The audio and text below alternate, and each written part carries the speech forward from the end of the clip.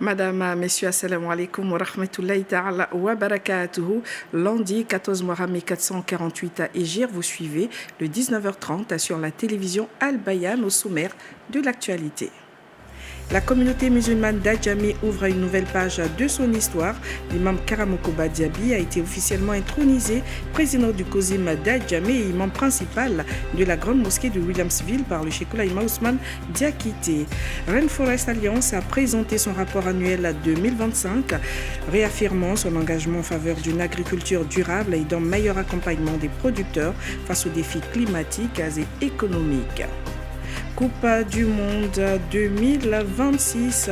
Les éléphants visent les huitièmes de finale après avoir franchi la phase de groupe. La Côte d'Ivoire retrouve la Norvège en 16e de finale. Le point sur ce rendez-vous décisif dans le journal du Mondial. Bienvenue dans cette édition. À la suite du rappel à Allah de l'imam Ismaël Koulibaly, la communauté musulmane d'Adjamé ouvre une nouvelle page de son histoire. Le Cheikh Oulaïma Ousmane Diakité, président du COSIM, a procédé samedi à la double cérémonie d'investiture de l'imam Karamokoba Diaby en tant qu'imam principal de la grande mosquée de Williamsville et président communal du COSIM d'Adjamé. Une cérémonie solennelle marquée par des rites symbolique des engagements et des bénédictions. Le point avec Sanogo Kosibiri et Doukouré Sekou ainsi que Mariam Doukouré. Attachement du turban, remise de la canne et du Saint-Coran. Ces différents rites marquent l'intronisation et l'investiture de celui qui succède à feu l'imam Ismaël Koulibaly. Un moment fort, chargé d'émotions et de symboles pour la communauté musulmane d'Adjamé.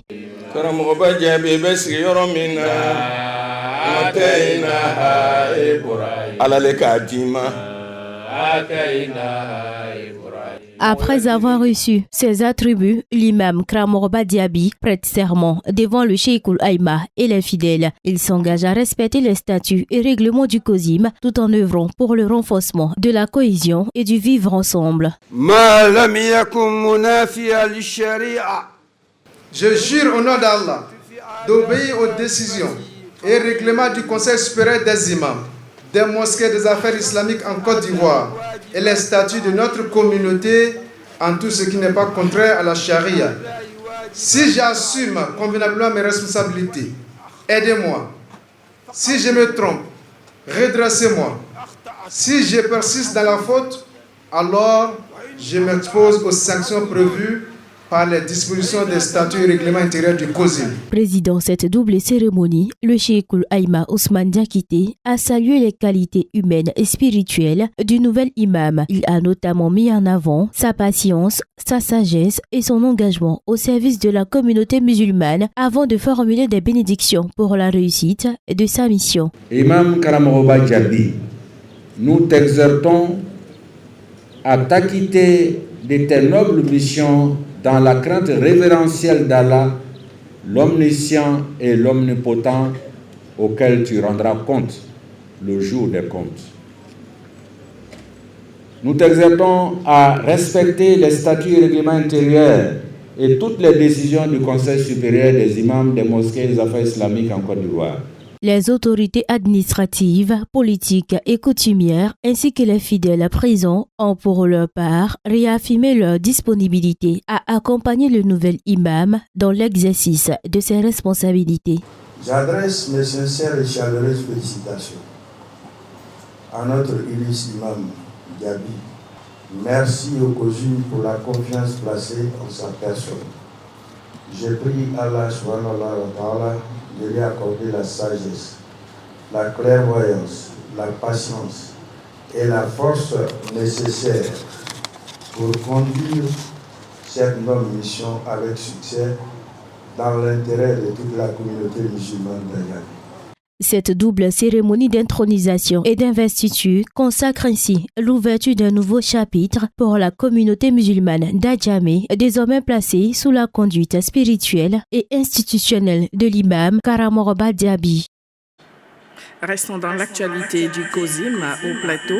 Les associations et fêtières islamiques de la commune se sont réunies samedi à la mosquée Salam pour présenter leurs vœux de nouvel an 1448 Hégire à l'imam Cissé Djigiba, président du COSIM et par ailleurs recteur de la dite mosquée. Une cérémonie marquée par des messages de fraternité, de reconnaissance et de prière pour la paix et l'unité. Les précisions de Mohamed Ouattara et Fatma Kodio. À tour de rôle, les fêtières islamiques de la commune du Plateau ainsi que les composantes de la mosquée Salam ont adressé leurs vœux de nouvel an 1448 Hégire à l'imam Cissé Djigiba Abdallah. Les porte-paroles des différentes structures ont salué son leadership et son engagement au service de la communauté musulmane. Ils ont également souhaité plein succès dans la poursuite de sa mission et réaffirmé leur disponibilité à l'accompagner dans les différents chantiers du COSIM Plateau. Nous prions Allah, le Très-Haut, de vous accorder une santé solide, une vie remplie de baraka, une sagesse toujours renouvelée et la force de poursuivre votre noble mission au service de l'islam. Au nom de toutes les femmes de la mosquée Salam du Plateau, nous réaffirmons notre disponibilité à accompagner votre mission et à contribuer avec foi et dévouement au rayonnement de notre mosquée et au bien-être de notre communauté. Prenant la parole, le président du COSIM Plateau, l'imam Cissé Djigiba Abdallah, a dit sa gratitude à l'ensemble des fidèles pour cette marque de confiance. Il a exhorté les associations à renforcer davantage leur unité et leur solidarité. Je voudrais exprimer ma profonde gratitude à toutes les composantes de notre communauté ici. Vos propos, vos paroles d'encouragement et vos engagements exprimés renforcent davantage notre détermination à poursuivre cette noble mission. La cérémonie s'est achevée par des prières et des bénédictions en faveur de la paix, de la stabilité et de la cohésion sociale en Côte d'Ivoire, ainsi que par des évocations pour une année 1448 Hégire placée sous le signe de l'unité et de la prospérité. Toujours à la mosquée Salam du Plateau, les pèlerins de l'édition 2026 ont été mis à l'honneur. À cette occasion, les guides religieux leur ont prodigué des conseils pour préserver les acquis spirituels du Hajj et demeurer des modèles au sein de leur communauté. C'est le récit de cette cérémonie avec Mohamed Ouattara et Nieli Ouattara. On reste dans cet honneur-là, alors il faut faire attention à l'environnement que vous allez vivre maintenant.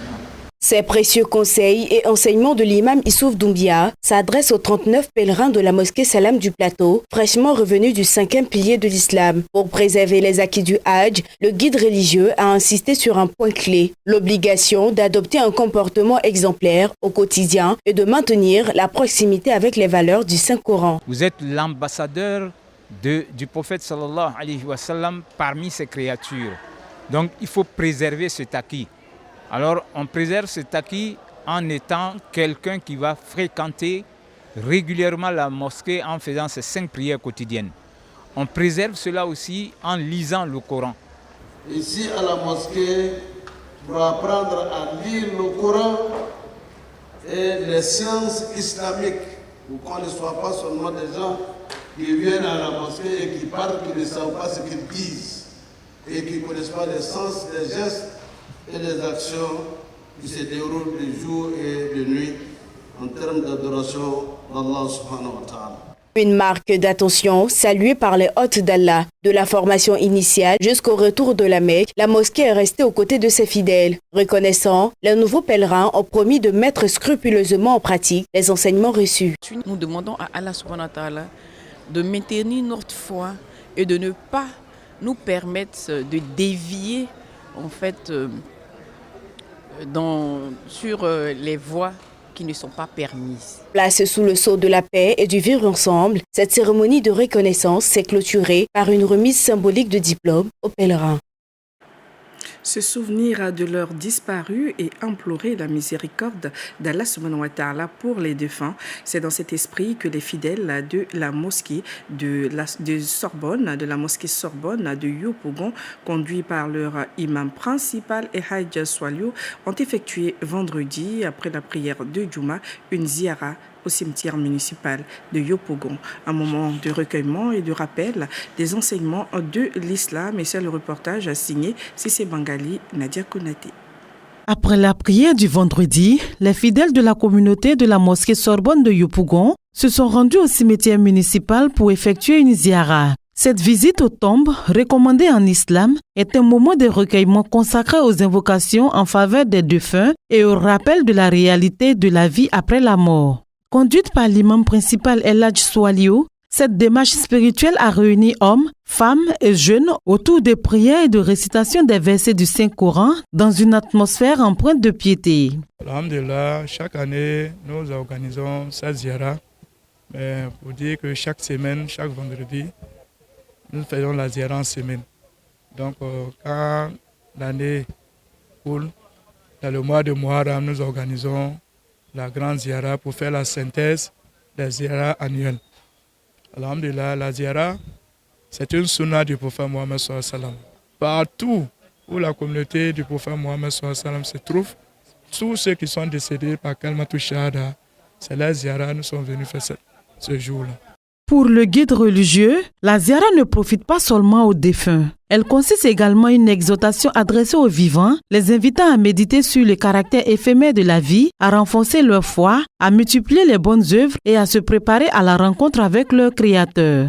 Les fidèles présents disent trouver dans cette pratique un moment de ressourcement spirituel et une occasion d'honorer la mémoire de leurs proches disparus, tout en implorant pour eux le pardon et la miséricorde divine. Bon, ce qu'elle retient, c'est qu'il est important de venir visiter ces défunts. Ça permet de voir comment est l'état même de la tombe, au cas où la tombe est cassée ou bien qu'il y a des choses à réparer. C'est important de venir visiter ces défunts, leur faire des prières. À travers cette ziara, la communauté de la mosquée Sorbonne entend perpétuer une tradition prophétique qui rappelle aux croyants l'importance de la prière pour les défunts, du devoir de mémoire et de la préparation à la vie de l'au-delà. Cap sur la région du Go, où l'éducation et la pratique religieuse se renforcent. 2 écoles confessionnelles islamiques et une mosquée ont été inaugurées samedi dans le département d'Oumé. Réalisées par l'association Les Volontaires de la Turquie avec l'appui de l'ONG Assab, ces infrastructures visent à favoriser l'accès à l'éducation et à promouvoir les valeurs de l'islam. Les détails avec Youssouf Traoré et Nieli Ouattara. À Kroufla, village situé à une dizaine de kilomètres d'Oumé. C'est ici qu'a été inaugurée la toute première école confessionnelle islamique de la localité. Composée de 3 salles de classe, elle pourra accueillir plusieurs centaines d'élèves dans un cadre dédié à l'apprentissage et à l'éducation spirituelle. Cap ensuite sur le village de Doukouya, à environ 25 kilomètres de là. Ici aussi, l'atmosphère est à la fête. Autorités coutumières, guides religieux, parents et enfants ont tenu à prendre part à cette cérémonie marquant un tournant dans la vie de la communauté. Moment fort de cette journée, l'inauguration de la mosquée Oumar Ibn al-Khattab dans le quartier Yaoufla de la ville d'Oumé, suivie de la toute première prière de Juma. Toutes ces infrastructures ont été rendues possibles grâce au président de l'ONG Assab, Cheikh Abdulaziz Sarba. Elles s'inscrivent dans le cadre de son plan quinquennal de développement des infrastructures religieuses et éducatives. Dans notre plan quinquennal, il faut qu'on arrive à avoir à peu près 50 écoles confessionnelles islamiques. Pourquoi une école confessionnelle islamique? Pour que nos enfants doivent avoir connaissance de l'islam, en même temps servir leur pays. Entièrement financées par l'association Les Volontaires de la Turquie, ces réalisations portées par leur donateur, le docteur Emre Koçak, ont pour objectif de soutenir l'éducation et de promouvoir les valeurs de l'islam. Vous voyez, c'est avec l'aide de leurs frères et les amis turcs. Ce sont des dons, des fonds qu'ils ont collectés ensemble pour faire ça. Tout ça, c'est pour aider les musulmans, c'est pour aider les Africains, les gens qui en ont besoin. Domé à Yaoufla, en passant par Akroufla et Doukouya, les bénéficiaires ne manquent pas de mots pour traduire leur gratitude aux donateurs.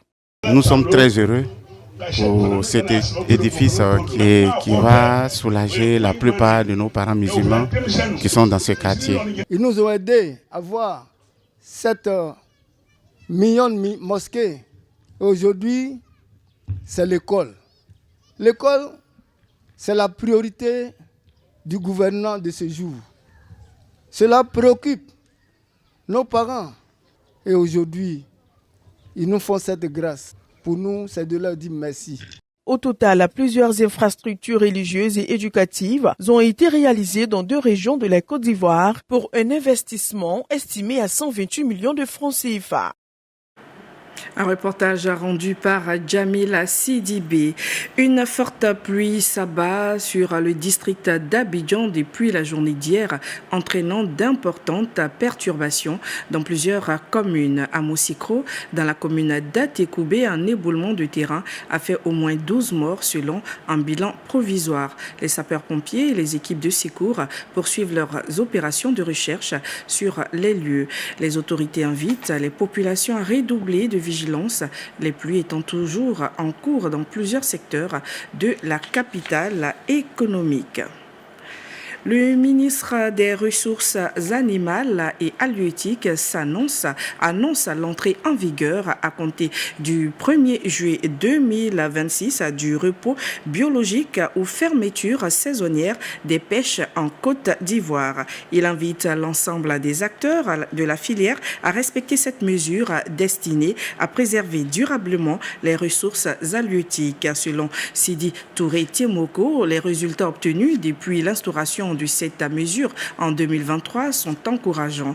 Les captures globales dans les eaux sous juridiction ivoirienne sont ainsi passées depuis l'année 2022 de 85 725 tonnes en 2022 à 102 873 tonnes en 2025, soit une progression d'environ 20%.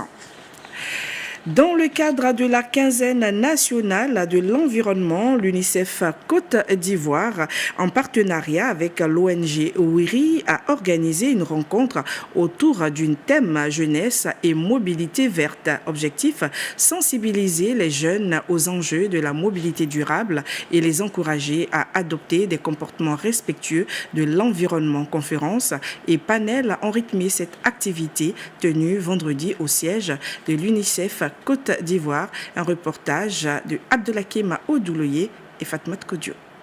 Face aux défis du changement climatique et de l'urbanisation croissante, la jeunesse est appelée à jouer un rôle moteur dans la transition écologique. C'est dans cette dynamique que s'inscrit cette rencontre initiée par l'UNICEF Côte d'Ivoire en partenariat avec l'ONG WIRI autour du thème Jeunesse et mobilité verte.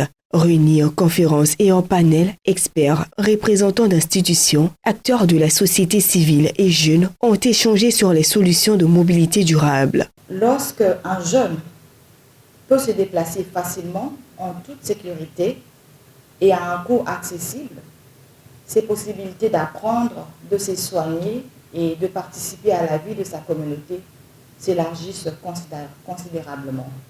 Pour les organisateurs, la mobilité verte constitue un levier essentiel pour bâtir des villes plus inclusives, plus sûres et plus respectueuses de l'environnement. Cette initiative s'inscrit dans le cadre de la quinzaine nationale de l'environnement qui vise à sensibiliser les populations aux enjeux de la protection de la planète. C'est pour faire un appel à action aussi pour dire qu'on a besoin de davantage de pistes cyclables et montrer aux jeunes que ce combat, ils doivent s'en approprier parce qu'il ne faut pas qu'on construise des pistes cyclables et on va commencer à vendre des tomates dessus. Il faut avoir les comportements qui vont avec. Le vélo n'est pas seulement un projet de mobilité, c'est un projet de transformation économique, sociale et environnementale. Ma conviction est simple. Chaque piste cyclable que nous allons construire va ouvrir de nouveaux emplois. Chaque vélo que nous mettons en circulation est une nouvelle opportunité pour la jeunesse africaine. Cette rencontre réaffirme l'engagement de l'UNICEF Côte d'Ivoire et de ses partenaires à accompagner les jeunes dans la construction d'un avenir plus durable où la mobilité verte devient un véritable outil de développement et de préservation de l'environnement. Promouvoir une agriculture plus durable tout en améliorant les conditions de vie des producteurs, c'est l'ambition réaffirmée par Rainforest Alliance à travers la présentation de son rapport annuel 2025. Au cours d'une conférence de presse à Abidjan, l'organisation a dressé le bilan de ses actions et présenté ses priorités pour accompagner les filières agricoles face aux défis climatiques et économiques. Sissé Bangali, Mariam Doukouré. Face aux journalistes, les responsables de Rainforest Alliance présentent les résultats enregistrés au cours de l'année 2025. L'organisation met en avant les progrès réalisés dans la promotion d'une agriculture durable, la protection des forêts et l'accompagnement des producteurs vers des pratiques agricoles plus responsables. Les principaux défis pour nous, c'est les questions environnementales, particulièrement la déforestation. Nous connaissons tous l'ampleur de la perte du couvert forestier en Côte d'Ivoire.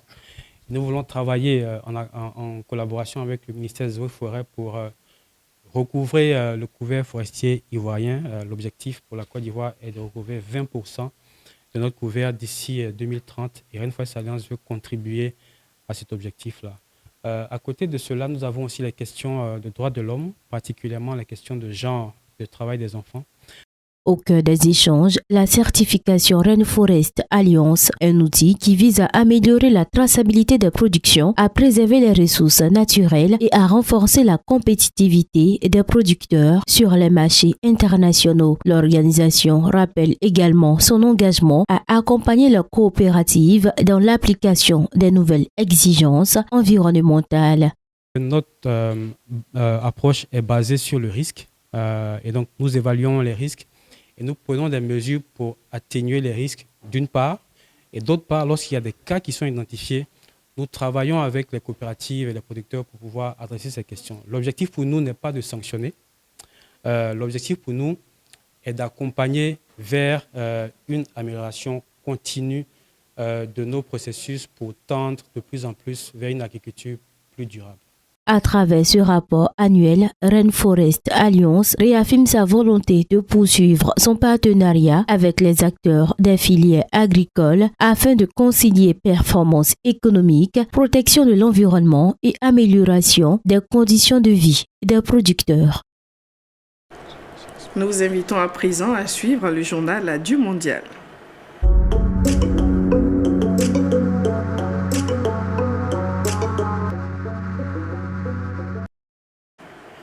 Yacoub Kouni, assalamu alaikum wa rahmatullah. Wa alaikum assalam wa rahmatullahi wa barakatuh. Alors, beaucoup d'informations à nous livrer. Effectivement, bien sûr, dans le cadre du mondial. Alors, terminé donc la fête de la qualification, on va dire ainsi, les 16e de finale ont débuté donc hier et les éléphants affrontent demain la Norvège. Et effectivement, il faut le dire, les champions d'Afrique ont obtenu un ticket historique le jeudi pour les 16e de finale.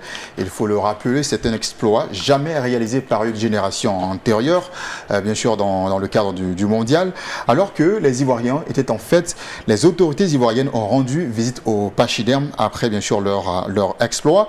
Le ministre des Sports et du cadre de vie, Silas Mech, a traduit les félicitations et les encouragements du gouvernement ivoirien à l'endroit de ses ambassadeurs du football ivoirien. Je vous propose d'ailleurs d'écouter le ministre ivoirien en charge des sports. Je suis venu vous exprimer ma fierté parce que c'est la toute première fois que la Côte d'Ivoire, au cours de cette 4e participation à la 23e édition de la Coupe du Monde, accède au 16e de finale. Au nom du PV, au nom de tout le gouvernement du peuple ivoirien, le président il est tellement content, mais il veut vous voir aller jusqu'au bout. Je vous ai déjà appelé pour vous féliciter. Mais il veut vous voir aller jusqu'au bout parce que vous avez les moyens d'aller jusqu'au bout. Vous avez fait vibrer, mais ce n'est pas fini. On a fini avec les matchs aller-retour. Non, c'est fini ça. Maintenant, c'est un coup. KO.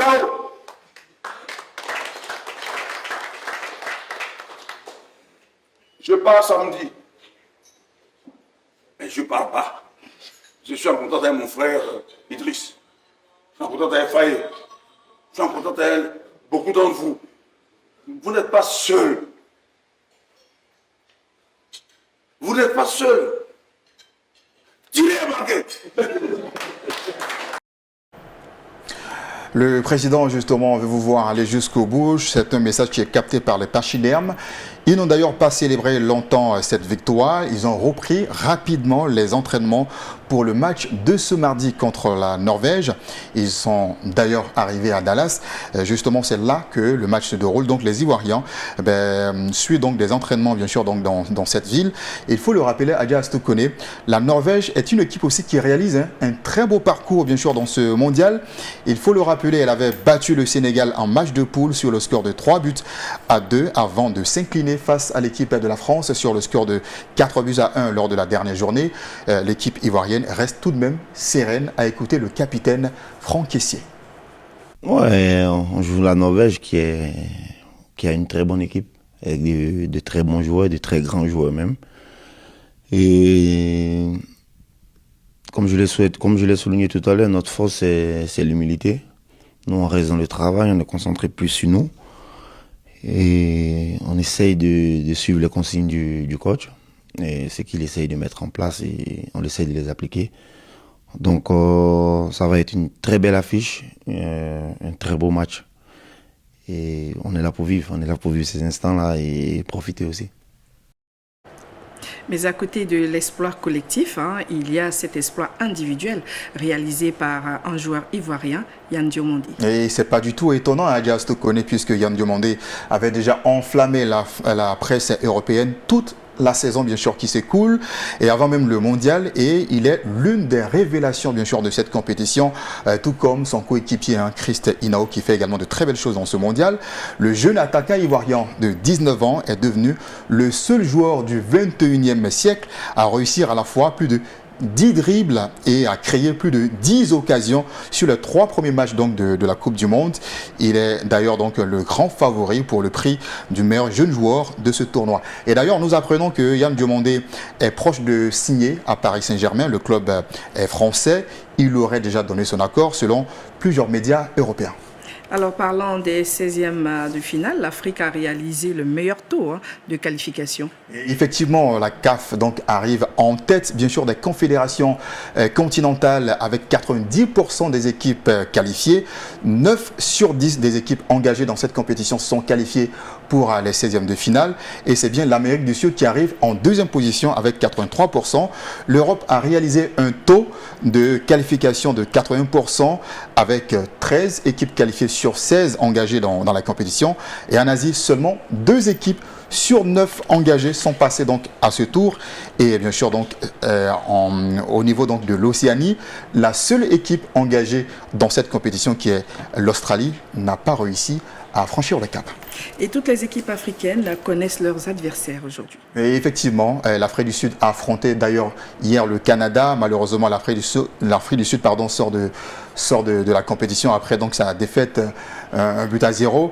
Et donc ce mardi, le Maroc donc affronte les Pays-Bas, c'est-à-dire cette soirée d'ailleurs donc à 1h du matin, et la Côte d'Ivoire rencontre donc Norvège comme je le disais tantôt, et c'est demain à partir de 17h. Et ce mercredi, RDC affronte l'équipe d'Angleterre, le Sénégal va affronter l'équipe de Belgique, et le vendredi on aura également Algérie contre Suisse, et toujours le même vendredi, Égypte contre Australie. Et le samedi, c'est bien le Cap-Vert qui va se mesurer à l'équipe d'Argentine, et avant donc la rencontre qui oppose le Ghana à la Colombie. Alors parle-nous des affiches d'aujourd'hui. Alors aujourd'hui, il faut dire qu'il y a de très belles affiches quand même. Une équipe africaine est convoquée sur le terrain aujourd'hui. Il s'agit donc du Maroc, comme je le disais. Maroc, c'est dans la soirée. Le Maroc donc va affronter l'équipe de Pays-Bas à partir de 1h. Mais bien avant cela, on a assisté tout à l'heure au match qui a opposé le Brésil au Japon. Et c'est bien donc le Brésil qui se qualifie pour les 8e de finale. Il faut le préciser, si la Côte d'Ivoire remporte son match contre la Norvège, le prochain adversaire, c'est le Brésil. Et justement, dans quelques instants seulement, à partir de 20h30, l'Allemagne va affronter le Paraguay.